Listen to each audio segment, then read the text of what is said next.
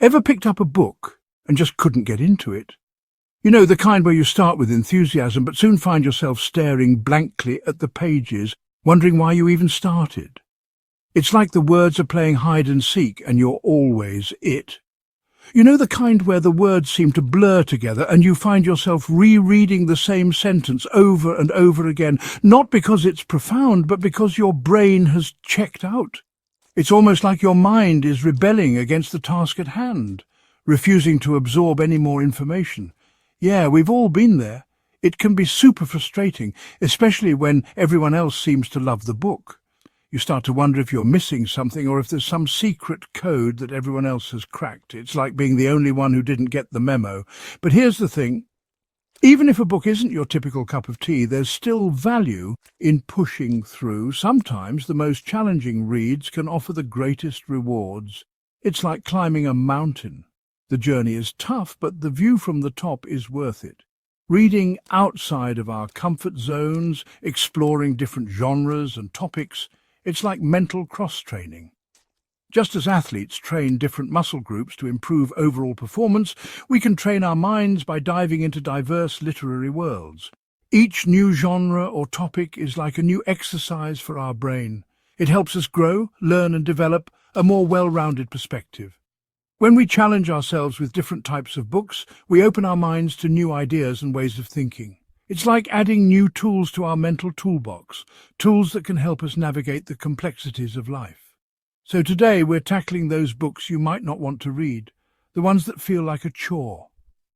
These are the books that sit on your shelf gathering dust because you just can't bring yourself to open them. But what if we approach them with a different mindset? We're going to reframe our approach, find some hidden gems, and maybe, just maybe, learn to appreciate something new. By giving these books a chance, we might discover stories that resonate with us in unexpected ways. So, let's dive in and see what treasures we can uncover together. All right, let's be real. The idea of conquering a daunting book can feel, well, daunting. We've all been there staring at a massive tome and wondering how on earth we're going to get through it. It's easy to feel overwhelmed, especially when life is already so busy with work, family and other commitments. But don't worry, there's a way to tackle even the most intimidating books without feeling like you're climbing Mount Everest. But like any good quest, we need a plan. Think of it as your personal roadmap to success. Just like you wouldn't set out on a long journey without a map, you shouldn't dive into a big book without a strategy. Planning helps break down the task into manageable chunks, making it less overwhelming and more achievable. And it all starts with a goal.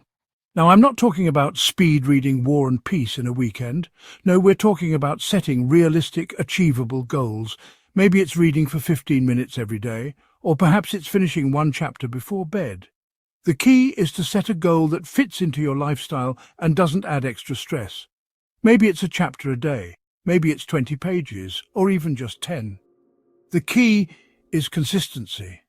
By making reading a daily habit, you gradually chip away at the book, and before you know it, you're making significant progress. It's like building a muscle. The more you do it, the stronger you get. Think of it like this. Even if you only read a little bit each day, it adds up. Just like saving money, those small daily investments accumulate over time. You might not notice the progress immediately, but one day you'll look back and be amazed at how far you've come. Those pages turn into chapters, the chapters into sections, and before you know it, you're halfway through the book. It's a rewarding feeling to see your progress, and it motivates you to keep going. Each page you turn is a step closer to your goal. And to keep yourself on track, grab a notebook or use an app to log your progress. Tracking your reading not only helps you stay accountable, but also gives you a visual representation of your journey. It's like having a fitness tracker for your mind. Seeing how far you've come can be incredibly motivating. It's a tangible reminder of your dedication and hard work. Plus, it feels great to see those numbers go up and know that you're making steady progress. Plus, let's be honest, who doesn't love checking things off a list? It's oddly satisfying. Each check mark is a mini celebration, a small victory that keeps you motivated to tackle the next goal. So set that goal, embrace the challenge, and let's do this thing. Remember, every great journey begins with a single step, or in this case, a single page. Happy reading. Okay, so you've got your reading goal, but staring down a 500-page behemoth can still be intimidating. It's like standing at the base of a mountain, looking up at the peak and wondering how on earth you're going to get there.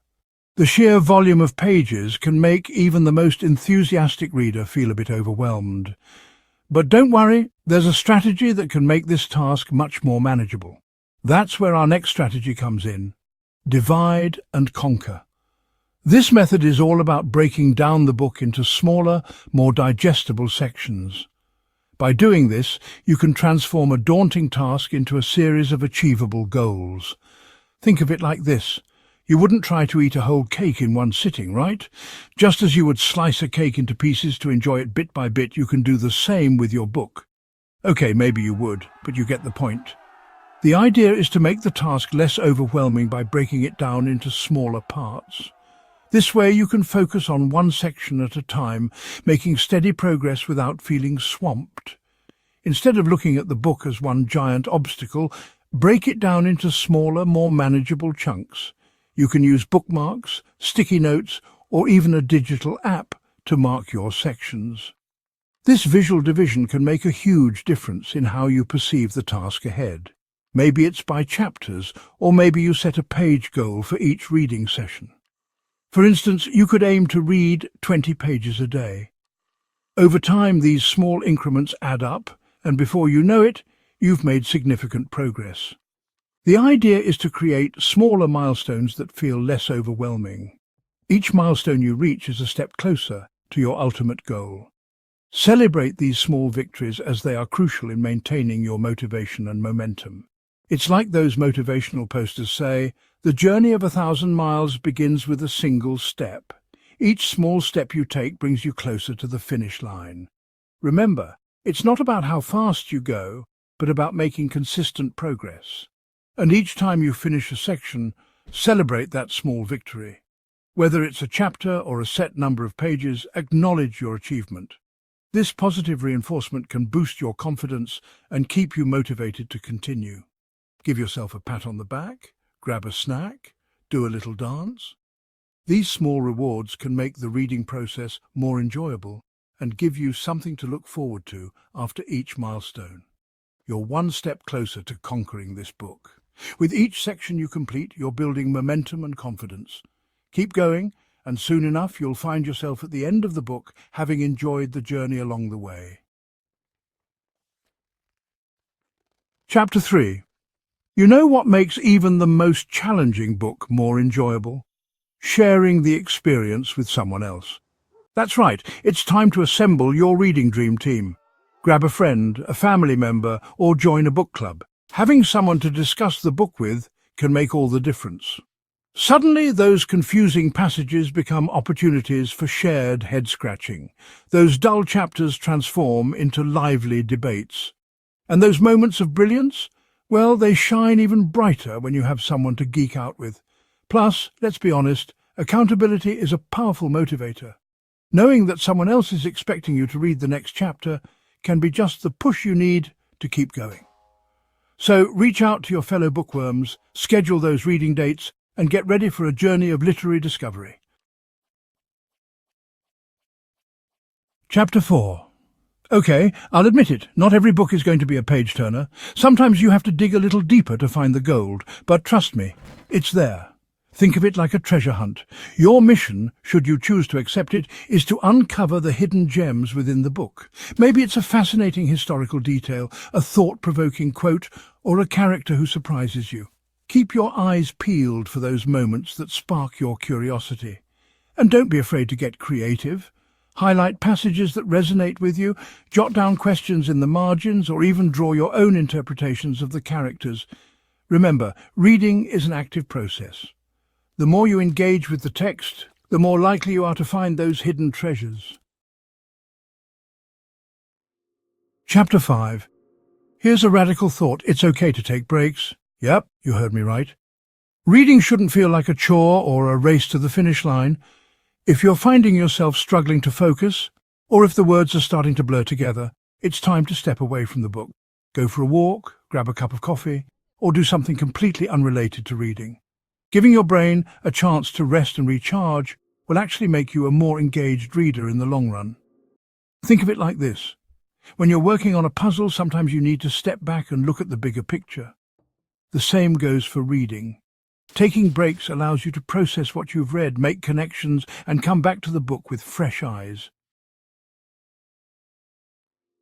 So there you have it, our guide to tackling those books you might not want to read.